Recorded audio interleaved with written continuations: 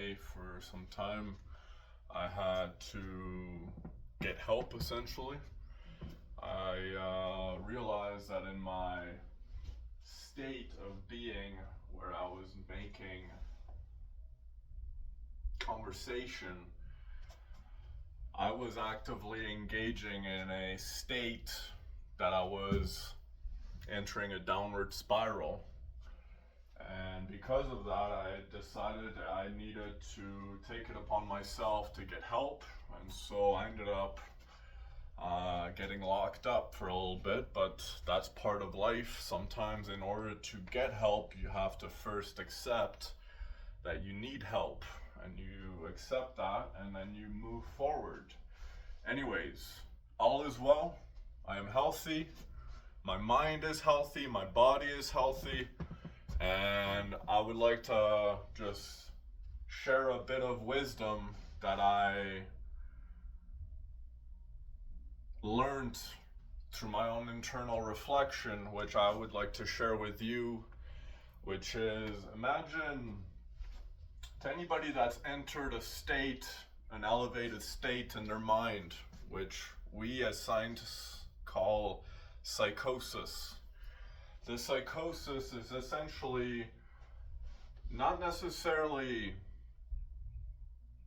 anywhere but within yourself.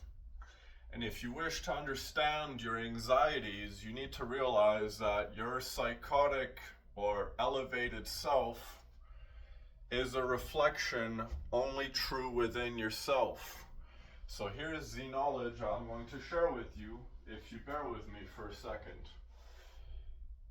Do you ever feel hypercreative in the sense that you are actively creating scenarios within your head with personalities of people that you can truly imagine as if you are projecting outwards within your mind? This is what considers and begins the process of the anxieties of people. And so when I explain psychosis, I would explain it as a hypercreative mind, where you're just like an author. As an author writes a novel, an author that writes a novel dives deeper and deeper into the development of their characters. And the more the person develops these characters, the more they become real, the deeper you enter the state. And this begins a downward spiral, which I can actively say I began entering. And so in my own conscience, I would like to apologize to everyone for the negative things I've said in previous statements, but I would like to offer a peace offering, which is how to combat your anxieties, which you can either choose to believe your anxieties of projecting and entering inside your mind, as we would consider telepathy, you could say. You could either choose to believe that this is real, resulting in a greater state or elevation of anxieties. Or you could simply realize that you are a hyper-creative mind as of this particular state, this particular mind frame, which now you're beginning to actively create and envision personalities of people around you. You're actively imagining these conversations, but they're only within yourself. And the more you feel these things within yourself, the greater your anxieties as a result emerge. And if you wish to realize or combat these anxieties, the one piece of knowledge that I can offer is to remember that this is only within yourself and is not external to yourself. If you wish to understand the realms of reality, you have to understand there is a physical realm, just as there is a mental realm. But that mental realm is not outwards, it is inside of you. And in this internal world, it is only true to you. And the more you believe in your anxieties or your projections of thought, the more you dive deeper and deeper to the point you get lost.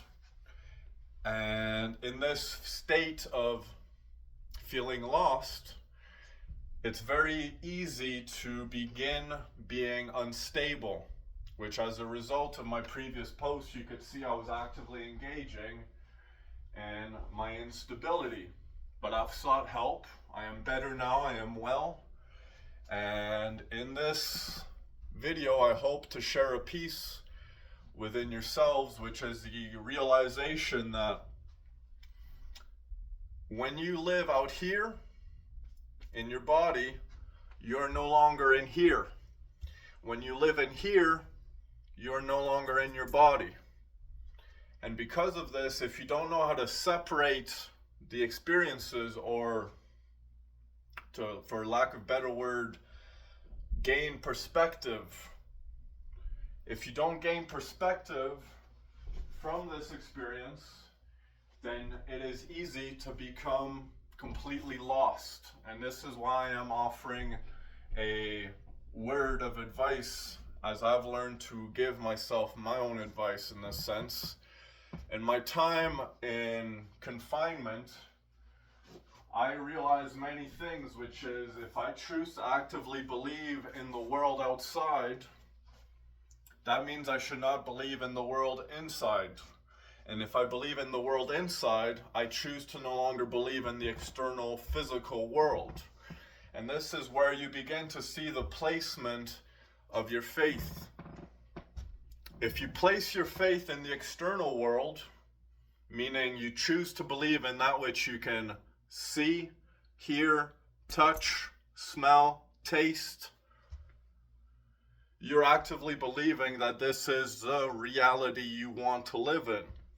Whereas if you enter the mental reality, which is only present within yourself, it is only inside yourself, and it is not an external projection, but an imagination, a hypercreative sense, where you're actively creating scenarios and personalities as if you were writing a novel, but instead of writing, you're now bottling these things up. And so how do you combat the bottling up? You need to express. Because the mind, you cannot see. It is the void, if you wish. The void that bridges from the physical into the mental, being the bridge, and where you enter the spiritual. And if you get lost in the mind, you are now actively stuck on the bridge. And imagine this. Imagine now that as a person that struggles with their mind, you get lost in your mind because it feels real. And the more you believe it to be real, the less in the physical world you are. And because of this, you now become unstable, a detached self. And we as humans are pack beings. We are pack animals. And when we see an individual that begins to be unstable, you could say, we isolate that individual because it creates a threat to the pack.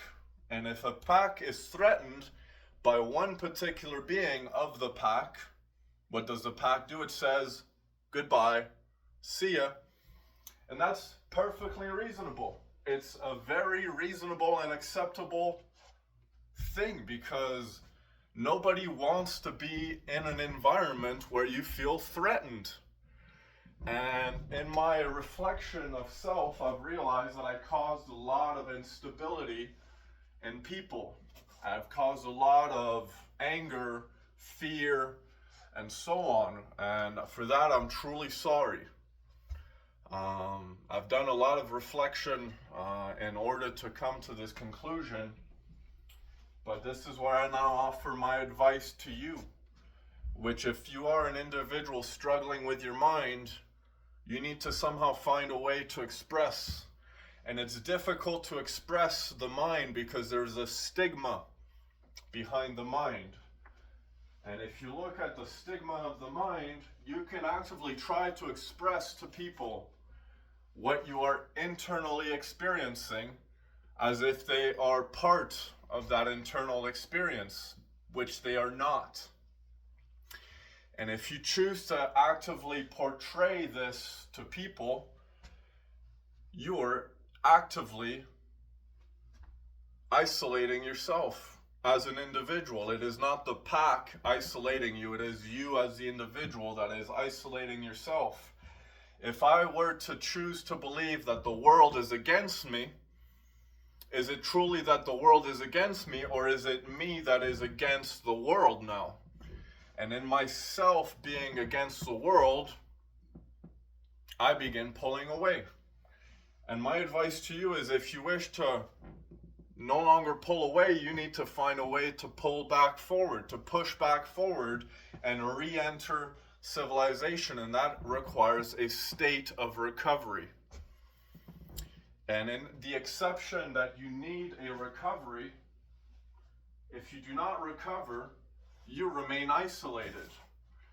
And if you recover, you are granted the opportunity to once again step back into civilization, which is why I'm here today, because I have just been released. And I feel good mentally, I feel good physically. And in my offering of advice, I would like to basically place this statement: you actively choose where you place your faith. Do you choose to believe in something that you can hear, but you cannot see, but you can feel it in your emotional range, which the more you engage in the mind, the further your emotional instability is. You might be extremely happy one moment and receive a stimulus mentally, which swings you completely negative. And if you choose to take on this experience, you actively isolate yourself, because the world sees you as unstable. And so for people struggling with their minds, I encourage you to learn to place your faith. Do you choose to believe in the mind, or do you choose to believe in the world? Because the mind in itself is its own internal world, its own internal experience. It is a resonant experience that is confined to an internal body. It is not outwards, it is inwards, which results in a creative state. And so if you lack the ability to be able to conversate with people in order to express, I encourage you to learn other ways to express, which is where you begin the perspective of the artist. You see, the artist is in essence an expression of self without ever having to speak.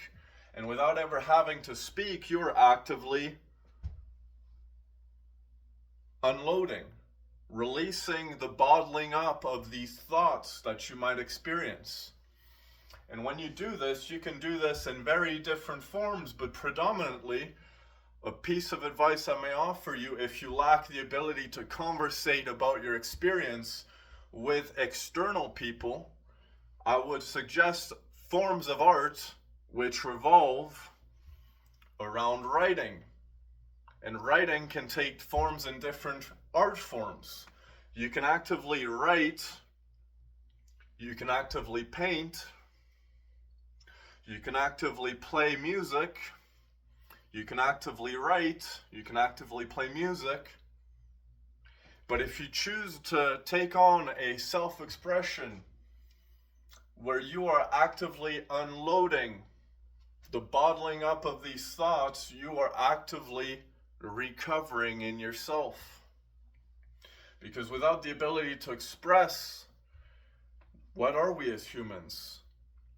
And this is a problem I see in Canadian civilization. Not to say the world is against you here, but we have to realize we live in a society now with compelled speech, which if we do not believe or think or speak what Canadian civilization wants us to believe, think, or speak, you are actively isolating yourself from the pack. And in order to combat this, you need to basically learn to self-express without externally causing instability in others. And I know I'm at fault for this because most of my expression is done through writing. Writing which I share on social media, which affects the individuals reading it on social media. By creating videos, I am affecting the people of social media, those that choose to actively engage and pursue what I write or what I speak. But if in doing so, I am creating an instability in others, then I am truly sorry. It is not my intent. I am simply trying to express a thought, and in the idea of compelled speech, if I can no longer express a thought freely without causing a trigger or a rebuttal, because that is the beauty of conversation. In conversation, if we cannot speak in return, then we choose to actively listen. And if you can only listen, you're choosing no longer to speak or return the thought and evolve it back. And without the evolution or rebuttal, without the rebuttal, it is tough to reflect as an individual. And in myself, I've isolated myself so much, not based on the world, but in my own doing. In my own doing, I have isolated myself completely. And that is my own particular fault. That is my own particular cross, if you wish. My burden that I must choose to carry, and in this burden, I have discovered a faith, which is, if you wish to believe in the external world, you need to stop believing in your mind. And if you choose to believe in your mind, you're choosing no longer believe in the physical world. But you have to remember, you are simply just a hypercreative person. You're creating scenarios, characters within your own head, which are not external beyond yourself. They are only confined within the space of your head, which is, in essence, the saying, it is all in your head. And the more you choose to engage in thinking that it is beyond you, guess what? The more beyond you it is. Because if you can no longer accept the simplicity, you're actively losing yourself in that world. And if you lose yourself in that world, you no longer live in this one. And the moment you no longer live in this world, you die. You are no longer present here. And I offer peace to everyone in this particular statement, which is, in order to reflect, you need to express. And then the beauty of expression needs to be a rebuttal to that expression.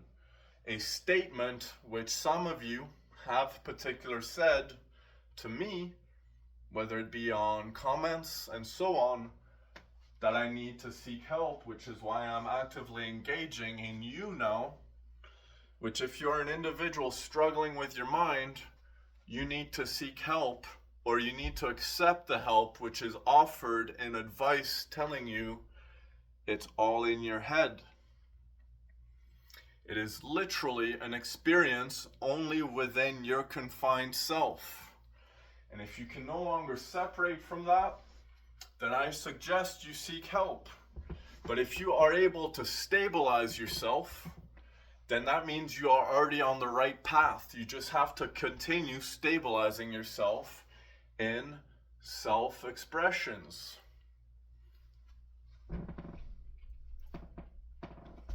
Because if you can no longer self-express, then you're just bottling up.